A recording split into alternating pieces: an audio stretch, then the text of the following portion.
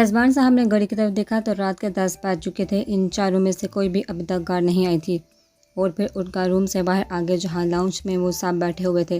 شام کو صفیہ بیگم نے اپنی دونوں بیٹیوں اور ایک بیٹے کے ساتھ آ کر سرپرائز دیا۔ رضوان صاحب کو فکر تھی کہ اب ان کی بیٹیاں کیا ری ایکشن دیں گی، جبکہ اختر صاحب اور فردوس بیگم کھانا کھا کر روم میں چلے گئے تھے۔ صفیہ بیگم کا کہنا تھا وہ رات کا کھانا اپنی بھتیجیوں کے ساتھ ہی کھائیں گی، اس لیے وہ سب بیٹھے اب ان کا انتظار کر رہے تھے۔ ابھی رضوان صاحب باہر آ کر ان کھانا کھانے کا کہتے کہ پورش میں گاڑیاں رکنے کی آواز آئی تو ایک دم سے ان کے چہرے پر مسکراہٹ رنگ گئی، جبکہ فاتین اور دانیال جو اپنے موبائل میں مصروف تھے ایک دم سے سیدھے ہو کر بیٹھے، جبکہ حسام اور بسام نے پیچھے مڑ کر دیوار کی جانب دیکھا، جہاں سے سب سے پہلے انان تھا۔ ہیلو، السلام علیکم ایوری ون۔ موبائل پہ کچھ ٹائپ کرتے ہوئے بنا سر اٹھائے سب کو مشترکہ سلام کر کے سیڑھیاں پھلانگتے ہوئے اپنے کمرے میں چلی گئی، جبکہ صفیہ بیگم نے طنزیہ نظر سے فاتین کو دیکھا۔ بیٹا، میں کہنا تو نہیں چاہتی، میرا خون ہے وہ چاروں، لیکن فطرت ان میں اپنی ماں والی ہے۔ ماں نے بھی اپنا منگیتر چھوڑ کر میرے بھائی کو پیچھے لگا لیا اور بیٹیوں کا بھی یہی رویہ ایسا ہی ہے کہ تم لوگوں سے۔ فاتین کے کانوں سے صفیہ بیگم کا جملہ گونجا جب اس نے کچھ سال پہلے انان کو برتھ ڈے وش کرنے کے لیے فون کیا تھا اور اس نے فاتین کی آواز سن کر فون رکھ دیا تھا۔ ابھی وہ انہی خیالوں میں گم تھا جب حیام اور نبال لاؤنج میں داخل ہوئی۔ سب پر طائرانہ نگاہ ڈال السلام علیکم بابا، نبال نے مسکرا کر رضوان صاحب سے کہا تو انہوں نے اشارے سے مہمانوں کو سلام کرنے کا کہا۔ بابا، میں فریش ہو کر آتی ہوں۔ ان کے اشاروں کو اگنور کر کے اپنے روم کی طرف قدم بڑھائے، جبکہ حیام بنا سلام کیے پہلے ہی اوپر چلی گئی تھی۔ ان کی نظر سامنے سے آتی مائسہ پر پڑی تو انہیں اس پر شدید غصہ آیا۔ آفس 7 بجے بند ہو جاتا تھا۔ انہوں نے کتنے میسج کیے تھے کہ بیٹا ٹائم پر آ جانا، جنہیں سین کر کے اس نے جواب تک نہ دیا۔ مائسہ کہاں تھی تم؟ کب سے میسج کیے ہیں میں نے، نہ تم حیام کے ساتھ تھی نہ ہی نبال اور انان کے ساتھ۔ انہوں نے اپنا غصہ دبا کر نرم آواز میں استفسار کیا تو مائسہ نے سرد نظریں اٹھا کر ان کی طرف دیکھا اور پھر بائیں جانب صوفے پر بیٹھے ہوئے ان سب کو بسام پر نظر آ کر پل کے لیے ٹھہری، لیکن سرد سے نظروں کا زاویہ بدل لیا۔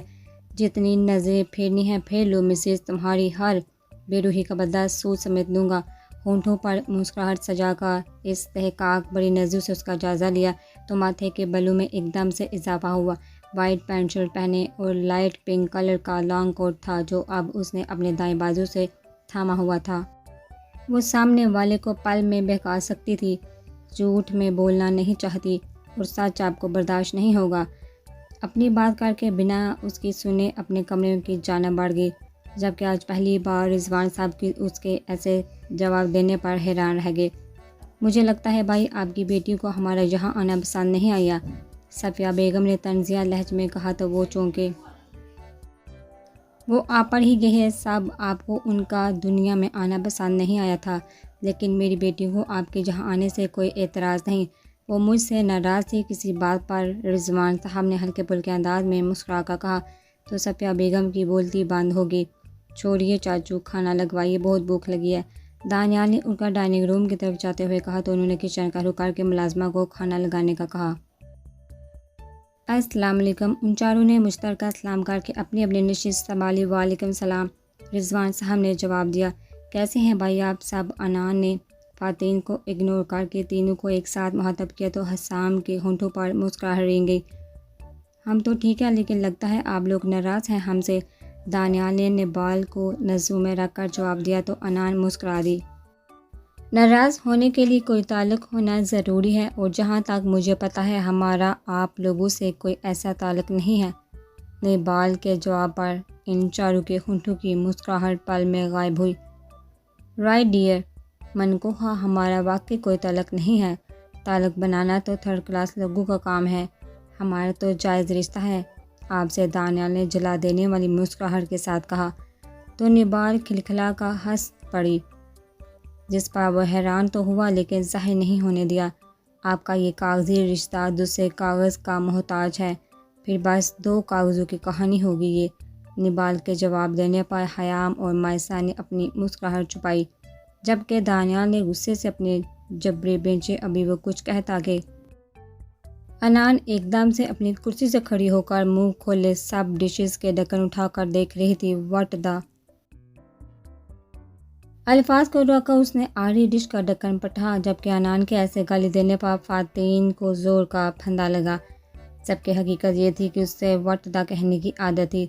گالی نہیں دیتی تھی وہ، جب وہ یہ کہتی سب کو یہ لگتا کہ وہ گالی دینے لگی ہے۔ اب وہ سب حیران نظروں سے اسے دیکھ رہے تھے۔ یہ سب مٹن کی ڈشز ہیں۔ روحانتی شکل لے کر حیام کی طرف دیکھا، دماغ میں ایک دم سے جمع ہوا۔ نظریں بے سہاتا اپنے سامنے بیٹھے چاروں وجود پر گئی، جو اپنی سحر انگیز شخصیت کے ساتھ کہیں بھی جا کر چھا جاتے تھے۔ کام ڈاؤن آن، میں نے آرڈر کر دیا ہے، تمہارے لیے بس آنے والا ہوگا۔ حیام کے کہنے پر انان سنجیدہ چہرہ لیے بیٹھ گئی۔ مجھے نہیں کھانا یہ گندا گوشت، انان نے منہ بنا کر کہا تو فاتین مسکرا دیا۔ ایسے نہیں کہتے، بری بات ہوتی ہے، فاتین نے ہلکے سے انان کی ناک دبا کر کہا تو اس نے کھلکھلاتے ہوئے اپنے دونوں ہاتھ اس کی گود میں ڈال کر گردن میں ڈال کر گود میں بیٹھ گئی۔ میں نہیں کھاتی پھر مجھے چاکلیٹ دو گے؟ مجھے یہ نہیں کھانا نا۔ اپنے نازک چھوٹے چھوٹے ہاتھوں میں فاتین کا چہرہ بڑھ کر کہا تو اس نے دونوں ہاتھوں کو تھام کر اپنے دونوں ہونٹوں سے لگا لیا۔ لیکن میری انان تو بہت اچھی ہے اور پتہ ہے یہ آپ کے فا کا فیورٹ ہے۔ اس میٹ سے آپ کا فا سٹرانگ ہوگا تو آپ فا کے لیے بھی نہیں کھاؤ گی؟ فاتین نے رونی شکل بنا کر کہا۔ مجھے بھی سٹرانگ ہونا ہے فا جیسا، ایان نے جھٹ سے پلیٹ اٹھاتے ہوئے کہا تو فاتین کا خوبصورت قہقہ گونجا۔ تم بچوں نے جاگنا ہے تو جاگو، میں تو سونے جا رہا ہوں۔ رضوان صاحب کی آواز پر انان ہوش میں آئی، جو اب اپنے روم کی طرف جا رہی تھی۔ High every one. اس آواز پر حیام لوگوں نے نظریں اٹھا کر دیکھا تو دو لڑکیاں اور ایک لڑکا آ کر ان کے ساتھ والے چیئر پر بیٹھے۔ وہ جانتی تو تھی کہ وہ ان کے پھپھو کے بچے ہیں، لیکن انجان بنی رہی۔ آپ لوگ کون؟ مائسہ نے حیرت سے بھرپور لہجے میں کہا تو صفیہ بیگم نے ہونہار نظروں سے اسے دیکھا، لیکن لہجے میں مٹھاس گھول کر بولی، تم لوگوں کی کزنز ہیں۔ تم لوگوں کو تو کبھی توفیق نہیں ہوئی کبھی بات ہی کھا لے، لیکن میرے بچوں کو سب رشتوں کا پتہ ہے۔ نہیں پھپھو، بات وہ نہیں، جہاں تک مجھے پتہ ہے آپ کو بیٹیاں پیدا ہونے پر اعتراض ہوتا تھا نا، اسی لیے میں نے سوچا شاید۔ مائسہ نے سنجیدہ چہرے سے کہا تو صفیہ بیگم کا غصے کی وجہ سے چہرہ لال ہو گیا، جبکہ وہ سامنے بغور مائسہ کی طرف دیکھا۔ کیا ابھی تک بچپن کی باتوں کو تم نہیں بھلا سکی؟ جبکہ باتیں بھلانا آسان نہیں تو کیا ہمارا رشتہ بھلانا آسان ہے، جسے تم سرے سے نظر انداز کر رہی ہو؟ مائسہ کو دیکھتے ہوئے دل میں اسے مخاطب کیا، لیکن وہ کھانا چھوڑ کر سیڑھیاں پھلانگتے ہوئے اپنے کمرے میں چلی گئی۔ اس کے پیچھے نبال دانیال کے ایکس رے کرتی نظروں سے بچنے کے لیے اڑ کر چلی گئی۔ ڈائننگ ٹیبل پر صفیہ بیگم اور ان کے بچے کھانا کھانے میں مصروف تھے، جبکہ انان موبائل میں مصروف اپنے آرڈر کا ویٹ کر رہی تھی، اور حیام ان سب کے اٹھنے کا تاکہ ملازمہ سے کہہ کر سب یہاں سے اٹھوا سکے۔ اور ہم بھائی گھر آگے ہیں، میں ان کے ساتھ کھانا کھانے جا رہی ہوں، انان نے چیئر سے اٹھتے ہوئے کہا تو حیام نے سر ہلایا، جبکہ فاتین نے چونکا دیکھا۔ وہ کیوں کسی غیر مرد کے ساتھ کھانا کھانے جا رہی تھی، وہ بھی رات کے اس پہر؟ ابھی وہ کچھ کہتا کہ انان وہاں سے چل گئی تو وہ بھی اس کے پیچھے چلا گیا۔ کون ہے یہ ارحم جس کے پاس آدھی رات کو منہ اٹھا کر چلی گئی ہے؟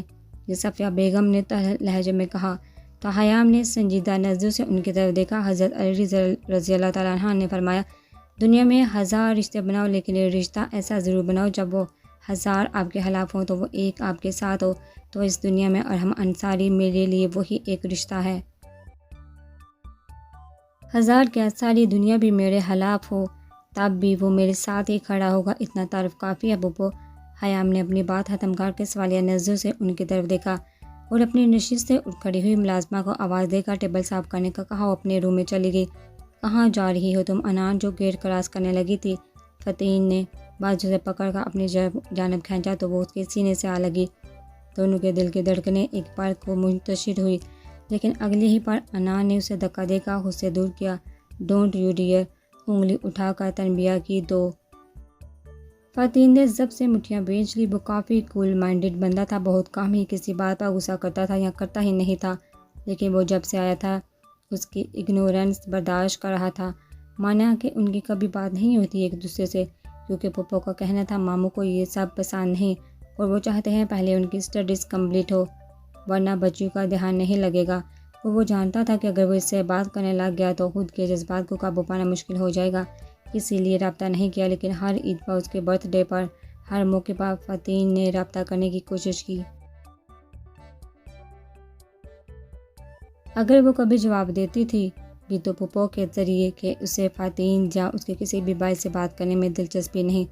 وہ اس کی ناراضگی سمجھ کر ہنس دیتا تھا اور کتنی بار پاک آنے کی کوشش کی، لیکن ہر بار کچھ ایسا ہو جاتا کہ ان میں کوئی بھی نہ آ پاتا۔ اس سب کے دوران اپنے دل کو کیسے سمجھایا، اپنی موز اور جذبات پر کیسے قابو پایا، بس وہی جانتا تھا۔ ڈیئر شیئر کی تو بات ہی مت کرو مسز، اس سے بہت کچھ زیادہ کرنے کا حق رکھتا ہوں میں۔ انان کی انگلی کو اس کی مٹھی میں باندھ کرتے ہوئے کہا تو انان نے تنزیہ نظروں سے اس کی طرف دیکھا۔ اپنے حقوق تو سب کو یاد رہتے ہیں، فرائض بھی یاد ہیں کیا؟ انان نے تلخ لہجے میں کہا تو فاتین نے جبڑے بھینچ لیے۔ بوڑھی آنکھیں پل میں سرخ ہوئی جبکہ انان جھٹکے سے مڑی اور گیٹ پار کر گئی، جبکہ فاتین کئی لمحے اسے خود سے دور جاتا دیکھتا رہا۔ ماما ٹھیک کہتی تھی، پیسے کا پاس ہونا کچھ نہیں ہوتا، رشتوں کا، اپنوں کا پاس ہونا معنی رکھتا ہے۔ غلط فیصلے کر گئے ہم، حسام دل میں حسام سے مخاطب ہوتے ہوئے کہا، کیونکہ چاہے انان جتنی مرضی نفرت کا اظہار کرے یا سرد مہری دکھائے، وہ آج بھی بچپن کی طرح اس کی ہر بات بن کہے جان جاتا تھا۔ اس کی آنکھوں میں غصہ اور نفرت سے زیادہ شکوے تھے، اور یہی بات فاتین راجپوت کو بے چین کرنے کے لیے کافی تھی۔ ماما کہتی تھی میاں بیوی کا رشتہ اللہ کو بہت پسند ہے، عورت کے لیے اس کے شوہر سے زیادہ مخلص کوئی نہیں ہوتا، وہی اس کا محافظ اور سائبان ہوتا ہے۔ اس رشتے کا نعم البدل کوئی دوسرا رشتہ نہیں ہو سکتا۔ ٹھیک ہی کہتی تھی وہ۔ ان گزرے 18 سالوں میں یہی جانا ہے میں نے کہ کچھ درد، تکلیف اور باتیں ہم کسی سے بھی شیئر نہیں کر پاتے، چاہے وہ ماں باپ ہو یا جان سے پیارے بہن بھائی۔ ان باتوں کو، اس درد کو ہم صرف اپنی روح سے جڑے رشتے سے کہہ پاتے ہیں، اور کبھی کبھی تو کہنے کی بھی ضرورت پیش نہیں آتی۔ اور تم کیا جانو حسام راجپوت زندگی کے کس کس ٹھوکر پر اپنے رب کے بعد حیام راجپوت نے کتنی بے بسی اور تکلیف میں تمہیں یاد کیا ہے، اور جواب میں کیا سننے کو ملتا تھا؟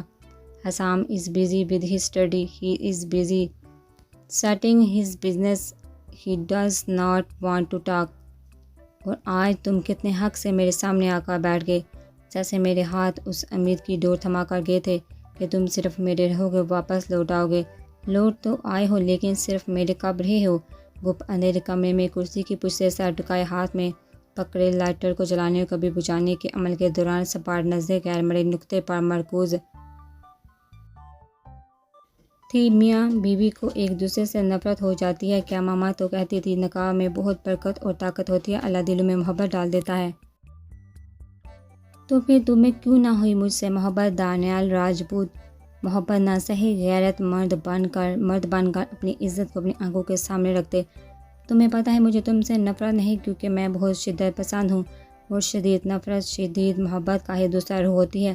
اور جس رشتے میں رب خود محبت پیدا کر دے تو میں نفرت کیسے کر سکتی ہوں؟ تم سے تو جنگ ہے میری، اور نبال راجپوت کو اس جنگ کو جیتنے کے لیے مرنا بھی پڑا تو وہ مر جائے گی۔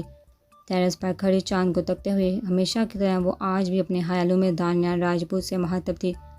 میں چھوٹی تھی، تم سے جڑے رشتے کو نہیں جانتی تھی، لیکن جب ماما کہتی تھی تم میرے پرنس ہو اور مجھے اپنے ساتھ لے کر جاؤ گے، تو تمہارے ساتھ جانے کی خواہش خود بہت میری پلکوں پر آن ٹھہری۔ اور جب وہ سب مائسا نے بری طرح سے اپنے ہونٹ کچلے، کبھی اپنی بہنوں سے نہ کہہ سکی، ان کے سامنے آنکھوں میں آنسو آ جاتے تھے، لیکن کبھی بہنے کی اجازت نہیں دی تھی۔ لیکن ہر رات شدت سے تمہیں یاد کیا، میرا دل چاہتا تھا تم میرے پاس ہو، تمہارے گلے لگا اپنا سارا درد آنسو کے ذریعے بہا دوں۔ میرا دل چاہتا حسام راجپوت کہ اتنا چیخ چیخ کر رہوں کہ میرے اندر جو وحشتیں، جو سناٹے ہیں، ان کی دیواریں گر جائیں۔ میرے ہر آنسو پر تمہیں اپنی جان نکلتی محسوس ہو۔ کئی بار جو لگا تم آنے والے ہو تو یہی سوچا تھا کہ تم سے ملتے وقت مائسا راجپوت دنیا کی پرواہ نہیں کرے گی، تمہاری باہوں میں آزمائے گی، اور پھر تمہیں کہے گی کہ مجھے خود میں قید کر لو، مجھے وہ قید دل و جان سے قبول ہوگی، لیکن مجھے اس دنیا سے چھپا لو۔ لیکن ہوا کیا؟ تم تو اپنی نئی دنیا میں مگن تھے، مشہور پلے بوائے کہلاتے ہو۔ میں نے تمہارے علاوہ کچھ سوچا نہ، اور تم نے ایک مجھے ہی نہیں سوچا۔ مجھے تم سے جڑی ہر چیز سے نفرت ہے، حتیٰ کہ خود سے بھی۔ ٹیبل پر پڑی ہر چیز کو زمین بوس کرتے ہوئے چیخ کر کہا، لیکن یہ شور بھی کمرے کی چار دیواری تک ہی رہ گیا۔ کیا فائدہ آپ کی اتنی محبت کا اتنے سال لگا دیے، لیکن وہ جہاں آتے ہی مجنوں بن گئی۔ ان کو دیکھتے ہی ثنا نے نفرت بڑے لہجے میں ان سب کے جانے کے بعد صفیہ بیگم سے کہا، جو خود غصے سے بڑی بیٹھی تھی، ہاں ماں، دیکھا آپ نے کیسے وہ حسام محبت بڑی نظروں سے مائسہ کو تک رہا تھا، جیسے اس کے علاوہ تو کوئی ہے ہی نہیں۔ جہاں فرح نے بھی آگ لگائی تھی۔ صفیہ بیگم نے چمچ پٹا کر پلیٹ میں رکھا۔ کتنی اکڑ دکھا رہی تھی وہ، لیکن فاتین صاحب کیسے دم دبا کر پیچھے بھاگے اس عنان کے۔ چپ کرو تم تینوں، صفیہ بیگم نے اپنے بیٹے فہد کی بات کاٹتے ہوئے کہا، تو وہ تینوں چپ کر گئے۔ پہلی بار آمنے سامنے آئے ہیں نا، تو اسی لیے روایتی مردوں کی طرح محبت جاگ رہی ہے۔ پرورش تو میری ہی ہے، اگر پرورش بھی یہاں کام نہ آئی تو اتنے سالوں کی نفرت جو بوئی ہے اپنی باتوں سے، بس اس شعلے کو بھڑکانے کی دیر ہے۔ جیسے ناراضگی سمجھ رہے ہیں یہ سب ایک دوسرے کو جان سے مارنے کے در پر نہ آئے تو میرا نام بھی صفیہ نہیں۔ اپنے لفظوں میں زہر بھر کر کہا تو ان کے تینوں بچے اس بات پر مسکرا دیے۔ ایک دم سے کوئی دروازہ کھول کر داخل ہوا تو حیام نے آنکھیں کھول کر اندھیرے میں آنے والے کو دیکھنا چاہا، جو اب ہاتھ سے ٹٹول کر لائٹ آن کر رہا تھا۔ ایک دم سے سارا کمرہ روشنی میں نہا گیا تو حیام نے آنکھیں زور سے میچ لی۔ وہ کب چر پر سر رکھے سو گئی پتہ نہیں چلا، اور اب ایک دم سے اتنی لائٹ آن ہونے پر آنکھوں میں ایک دم سے چبھن ہوئی۔ دروازہ بند ہونے کی آواز پر حیام نے آنکھیں کھول کر سامنے دیکھا تو حسام دروازے سے ٹیک لگائے مخمور نظروں سے اسے ہی دیکھنے میں مصروف تھا۔ یہ کیا بدتمیزی ہے، ساری عمر باہر گزار آئے، ابھی تک اتنے مینرز نہیں آئے کہ کسی کے روم میں دستک دیے بغیر نہیں جاتے۔ حیام نے اپنی جگہ سے اٹھتے ہوئے بدتمیزی سے کہا تو حسام نے اپنی مٹھیاں بھیج کر غصہ ضبط کرنا چاہا۔ روم چھوڑو، میں تو چینجنگ روم میں بھی ود آؤٹ پرمیشن آنے کا حق رکھتا ہوں۔ مائی ہارٹ بیٹ، حسام نے گمبھیر آواز میں کہا تو حیام نے سخت نظروں سے اسے گھورا۔ شاید وہ سمجھ رہا تھا اسے اسپینش نہیں آتی، لیکن وہ نہیں جانتا تھا کہ بزنس کی وجہ سے کئی ممالک میں جا چکی ہے تو اسے کافی زبانیں آتی تھی۔ ایسے ہوس کے مارے دل کی جانے کتنی دھڑکنیں ہوں گی، مجھے ان میں شمار نہ ہی کرو تو بہتر ہے۔ حسام کو لگا کسی نے پگھلتا ہوا سیسا اس کے کانوں میں ڈال دیا ہو۔ سیاہ آنکھیں پل میں سرخ ہوئی، لمبے لمبے ڈاک برتا وہ پل میں حیام کے روبرو کھڑا ہوا، جو سنجیدہ نظروں سے اسے ہی دیکھ رہی تھی۔ دونوں ہاتھوں میں حیام کے بازو دبوچ کا خود کے قریب کیا، جو کہ ابھی بھی سنجیدہ نظریں لیے اسے ہی دیکھ رہی تھی۔ آج میں نے سن لیا اور برداشت بھی کر لیا مسز، آئندہ یہ غلطی کبھی نہ کرنا، کیونکہ محبت اور کردار دونوں پر حسام راجپوت کوئی بات برداشت نہیں کر سکتا۔ سرد لہجے میں حیام کی آنکھوں میں آنکھیں ڈال کر کہا تو وہ ہنوز سنجیدہ چہرہ لیے اسے دیکھ رہی تھی، جیسے کہنا چاہ رہی ہو جو مرضی کہو مجھے فرق نہیں پڑتا۔ لیکن اپنے ہاتھوں میں نازک خوشبو بڑا وجود حسام راجپوت کو اپنے اعصابوں پر چاہتا محسوس ہوا۔ بازو سے سرکتے ہوئے ہاتھ کمر پائے اور کمر پر گرفت مضبوط کر کے رہا سہا پاسا بھی ختم کر دیا۔ حسام نے اس سحقاق بڑی نظروں سے حیام کے چہرے کے نقوش دل میں قید کیا۔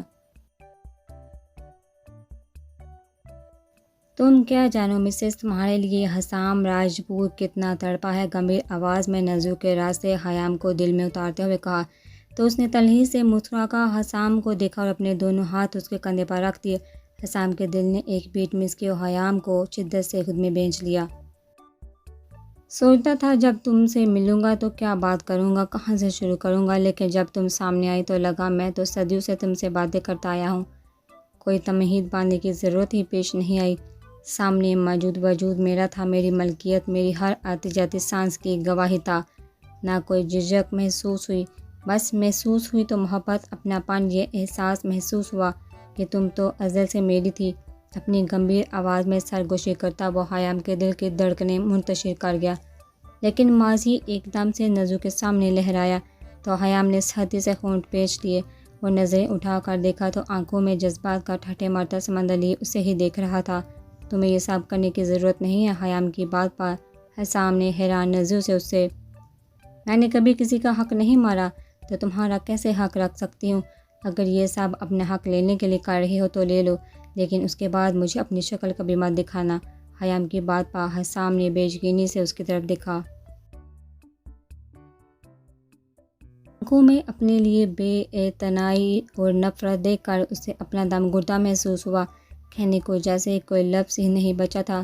ایک دم سے حیام کو خود سے دور دھکا دیا، بے یقینی کی جگہ غصے نے لے لی۔ ہونہار نظروں میں آگ سے تپش لیے خیام کو دیکھا۔ حسام کے ایسے دیکھنے پر ایک سرد لہر اپنے وجود میں سریت کرتی محسوس ہوئی، لیکن سر جھٹک کر اس کی آنکھوں میں اپنی آنکھیں گاڑے بہت شوق ہے نا حق دینے کا تو تیار رہنا مسز حسام راجپوت، بہت جلد اپنا حق تم سے وصول کروں گا، اور شکل تو ساری زندگی تمہیں یہی دیکھنی پڑے گی۔